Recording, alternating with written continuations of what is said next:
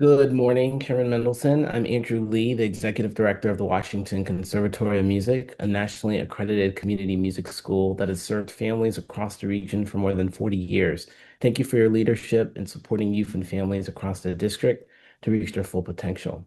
I'm also a musician educator and longtime advocate for equitable access to arts and music education in our DC public and charter schools through many organizations from DC Strings to the Boys and Girls Club for nearly 20 years.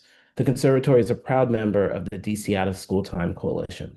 As we focus on investments the city is making in our youth and key programs, I want to speak to the critical importance of sustaining and expanding music education and out of school time programs for young people. It is still too challenging to navigate and find programs through the DC OST office for parents to enroll their students. As the sector faces significant reductions in grant funding, we need a stable sector to help parents, families, and caregivers navigate the uncertainty of this moment. We know the impact that music education and arts have on our students. It is not a nice to have, but essential for learning. We see this firsthand with our engagement with schools like Malcolm X Elementary and Hardy Middle School, where we support the band and chorus programs, provide professional teaching artists, and help ensure that students have the resources and instruments they need to participate fully. We are only able to do this because of community support. DCPS has a rich history of teaching and providing musical opportunities for generations of young musicians and artists.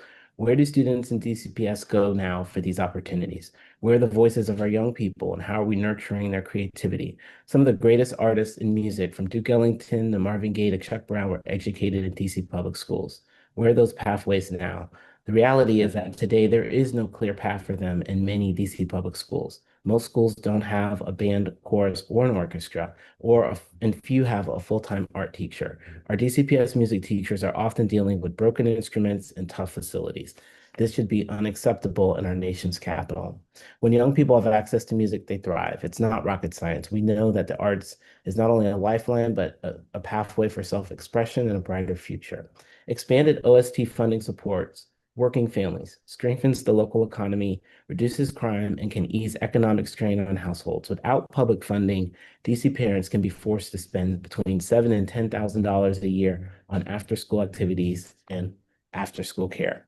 We need to activate existing spaces, support the University of the District of Columbia as they revamp a lot of their programs and facilities so that they could be a hub or a place where students could have these type of experiences across the art and STEM. We know that budgets are tight and arts and music is often the first thing that's cut, but it's critical to student development. Empower and strengthen the DCPS Music and Arts Office. Require and fund music programs with more than a general music requirement. Strengthen the pipeline by bringing string band and chorus to all third and fourth graders. We need to start earlier. In many cases in these programs, it's really late to learn an instrument in high school. Not impossible, but it helps to start earlier. I don't have a copy of your statement if you could provide that. Okay, I'll do that. Thank you so much for the Thank opportunity. you.